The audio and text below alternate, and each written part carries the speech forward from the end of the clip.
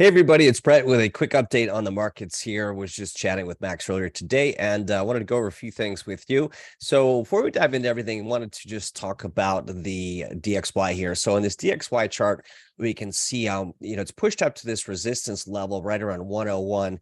And I would expect this to kind of bounce back below that. And what we have here is kind of a falling wedge pattern. So what's interesting here, though, is these tend to break toward the upside. But I don't know. I think in this case, it looks like it's rejecting here in this level. So as the DXY comes down, that could mean a nice little rally for Bitcoin and the rest of the crypto markets.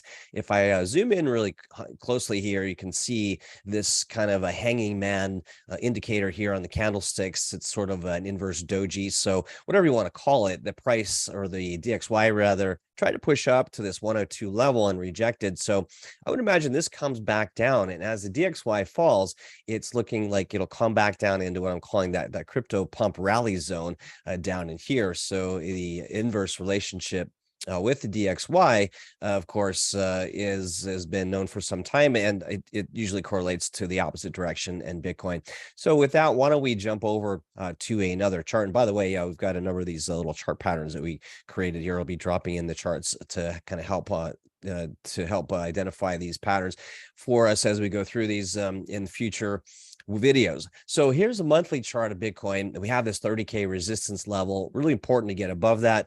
That's really the 29K if we want to get specific, where Bitcoin's had the most trouble getting back above and previously was support in this region here and then becoming resistance. So we'll call it 30K. Really, we need to get above 32K for this rally to continue and to continue higher. One thing I'll just call attention to is that while our indicators, the early reversal indicator went green back here, it is firing a red sort of bearish signal in the monthly. So that's interesting. And but let's take a look at it on a weekly once we get a little bit closer. I want to show you one more thing on the monthly time frame, which is interesting too, because this chart here, this is the Fibonacci from the market cycle high down to the recent lows.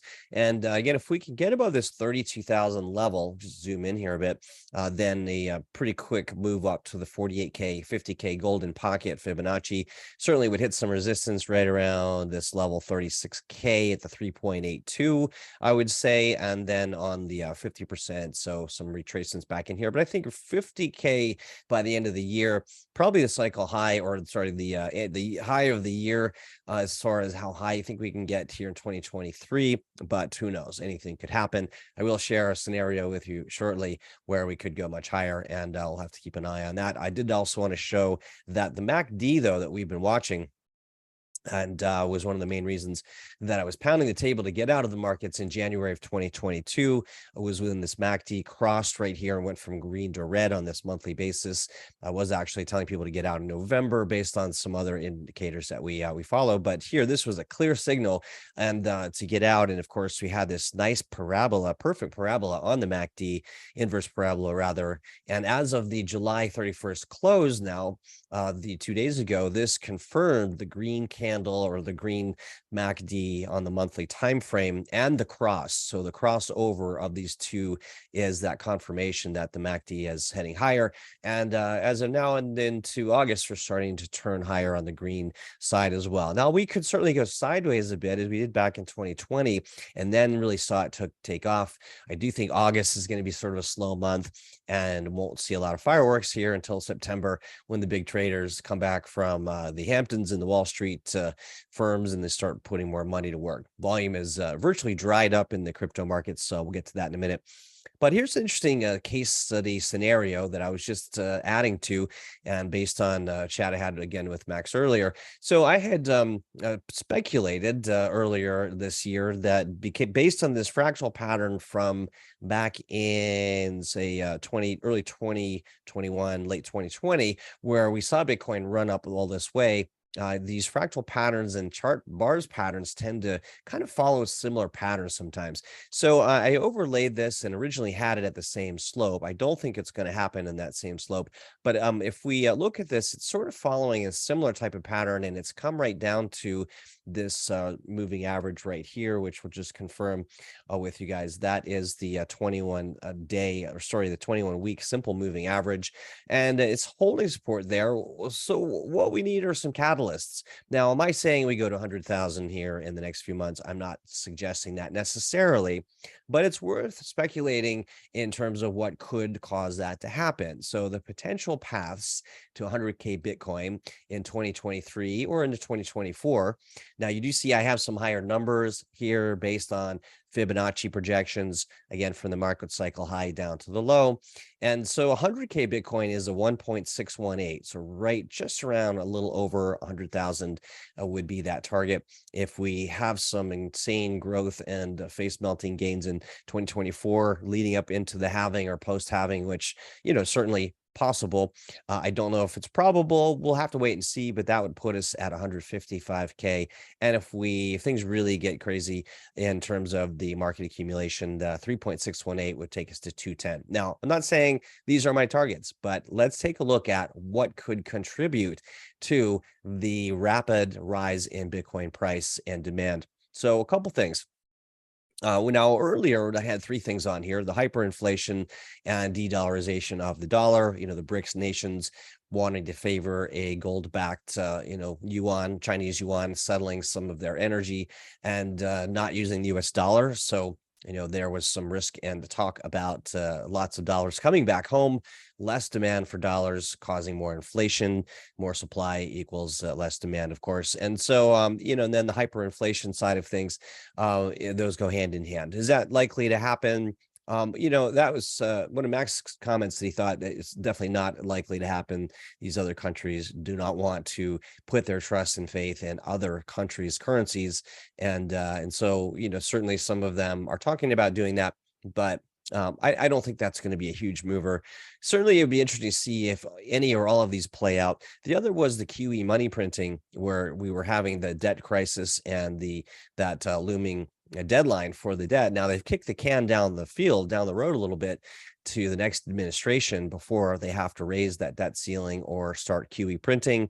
But when that happens, at some point they may have to start printing again to, if nothing else, make the debt service payments on the 30 trillion or the $17 trillion in debt the US currently has. And if you think about with rising interest rate environments, that turns into a vicious cycle. So QE money printing, as we saw in post-COVID markets, that triggered the bull run in 2021. So, and Max had a good comment about eventually all of the debt that isn't on the books, the pensions and the baby boomers. We joked about calling it the baby boomer rally. Not that it's a fun topic, but as baby boomers expire, there will be sort of two sides of this. One is there will be a lot more need for paying pensions and health care for the baby boomers, and that would be QE printing. But also the sidebar on that is let's just say as children of baby boomers start inheriting stocks and bonds and other assets that a younger generation may be less likely to want to hold in stocks and bonds and may want to reallocate towards Bitcoin and more sort of risk on assets. So that's an interesting sort of dynamic we haven't heard people talk about in the markets and the various talking heads. And then there's also the bank failures, bank runs. We may or may not have seen the worst of the bank runs. There's a video out by Ray Dalio. It's a couple months old, but the banks, we likely have seen the worst of it, but we may not have seen all of it. So as people lose faith in the regional banks and things, they would likely push in to Bitcoin and put more of their money into Bitcoin. But then we have some bigger catalysts potentially and more near term. We have the BlackRock and Fidelity ETFs. Just today, there was a headline basically saying that the percentage chance of getting, let me see if I can pull it up for you guys, a Bitcoin ETF, which was at 50%, was just raised to 65%. Estimates are just here. It's on Bloomberg. They just raised the estimates odds for getting that spot ETF. Here we go. Bitcoin ETF approval odds just got better according to Bloomberg, from 65 to 65% from 50%. Analysts said SEC's seeming approval of Coinbase Bitcoin trading platform is a positive indication. Another is SEC Chairman Gary Gensler's downplaying his role in a recent interview. And so that's interesting, right? So that, and of course, BlackRock has like a 98 or 99% chance of getting ETFs when they apply for them. Fidelity likely would be approved at some point as well.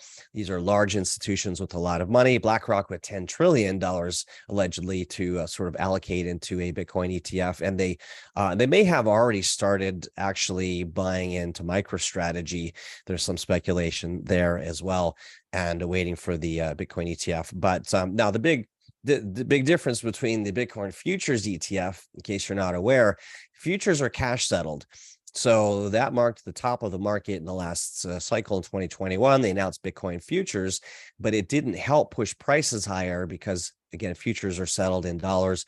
There's more dynamics to that they won't get into, but a BlackRock spot ETF would certainly push a lot of money into the markets to drive Bitcoin prices higher. Now, a couple other ones that I want to just touch on that I was adding to the chart momentarily ago as the corporate accumulation.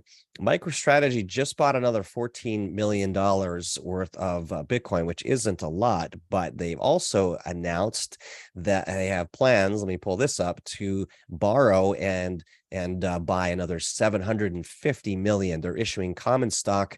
This is just out on the wires as of yesterday. MicroStrategy to raise up to $750 million more to buy Bitcoin by selling common shares of stock of MicroStrategy. So that's huge, you guys, and that's worth keeping in mind. Let me move this off screen because there's one other thing I want to share with you. It's a cool resource here. It's called Sailor Tracker, and so you can see where he's been buying.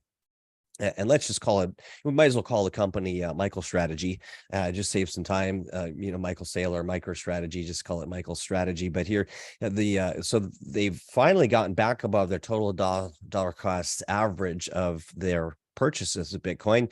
And they made a lot of purchases up toward the top of the markets, and not at great prices. There's 414 million there. So they've been dollar cost averaging down below this line. They pushed right up to it. They're just a little bit below the dollar cost average here, but this 14 million that they just bought here in July, but again, 750 million would I think push the markets higher. And you can see I have on here, even though they may not do it by themselves, certainly nearly $1 billion purchase would, but corporate accumulation, and I have MicroStrategy in parentheses because people are not going to want to be left behind. The other corporations are going to want to have a little bit more allocation, I think, and certainly we can see that from the BitcoinTreasuries.net. MicroStrategy far in the lead here with over $4.5 billion of Bitcoin. The closest privately held company below that is Marathon Digital Holdings. We have Tesla at 337 million.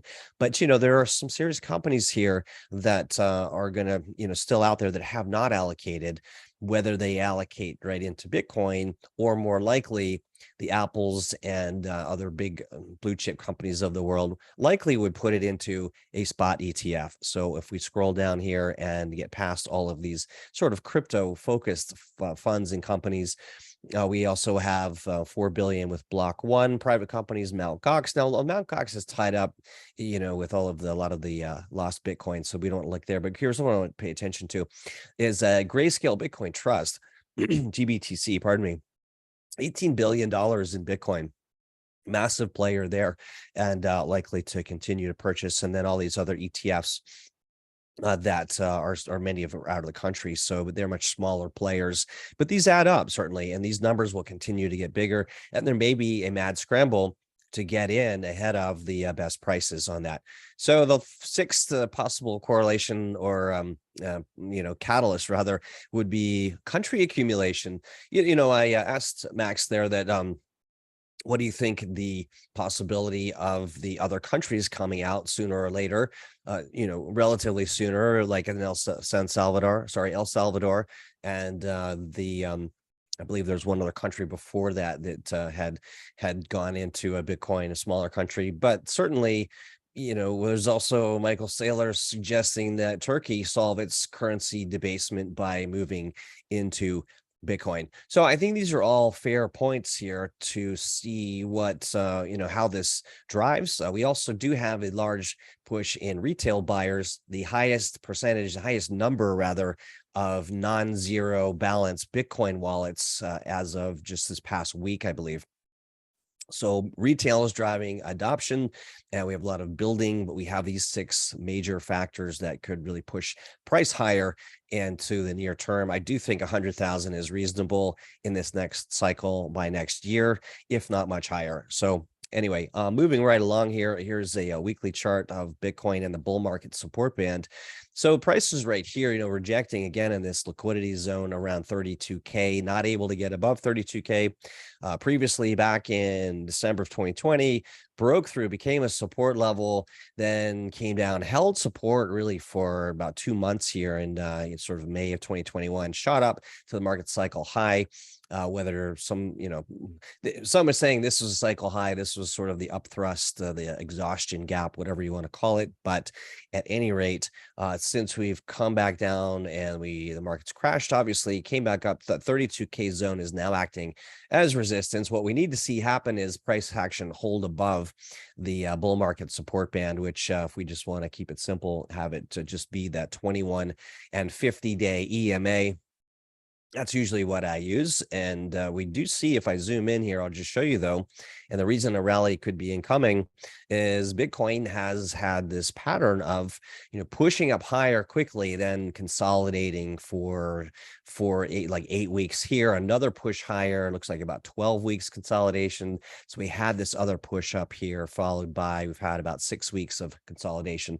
So, a pullback to the 2150-day EMA here would be reasonable to rest, let the markets rest a bit, and then either push up above that 32K and come back and retest it and go higher, or worst case scenario, we could pull back into this 22. I don't think we'd go down to this 22,000 range, but I'm just saying my worst case scenario is that some are calling for a deeper crash, Bitcoin to $10,000 or below. I don't think that's happening. There's a CME gap right around 20,000 in here, but again, we have this very strong trend line support from this range. If it did come down to fill that CME gap, it would be a wick. It would hold, in my opinion. So we'll kind of keep an eye on this, and those are the 2 scenarios I think are most likely. But again, look at the volume, how it's just completely dropped off to nothing.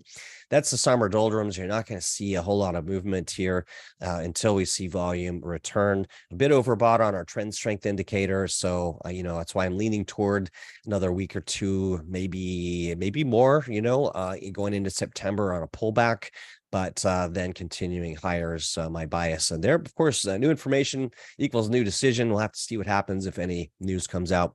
Here's another look at a daily chart of Bitcoin with that Fibonacci golden pocket on that, little easier to see. But we can see that Bitcoin's been in a nice, steady uptrending channel over the past, basically all year. So as that turned back in January, when we noticed things starting to turn around, so this nice uptrending channel has held price action very nicely. So we're at the lower edge of this trend channel right here, right around this 29,000, as we've been seeing.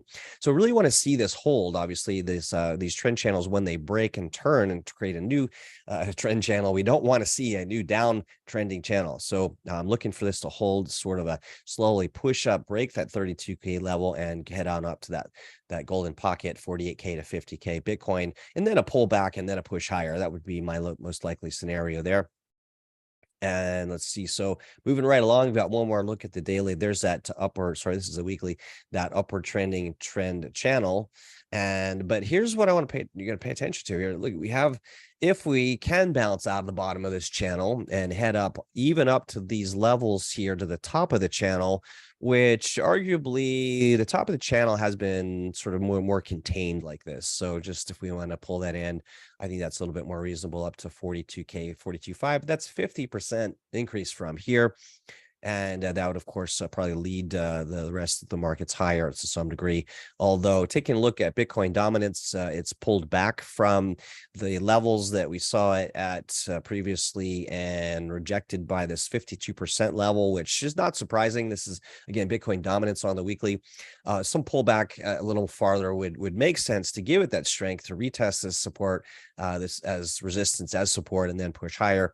And as we can see, and zooming out, Bitcoin Bitcoin dominance can, usually will get up into the 70% ranges, 60, 70% ranges as the market's really rallying and the early stages of that. And then, of course, as the market itself starts to rally, Bitcoin dominance falls. People are pulling their profits out of Bitcoin, putting it into Ethereum and alts, and that's why it's sort of is a different looking chart there. But if this is is interesting to keep in mind, and so if we do push higher into this and see some nice move up into those higher ranges, that would mean the beginning of the bull run has really begun. So with that, we can jump around a little bit here and take a look at Ethereum if we want to do that.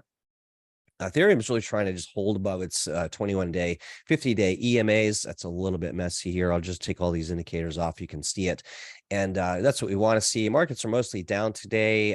Not a lot happening. It's interesting. The VIX is up 15%, but that's really not much to see.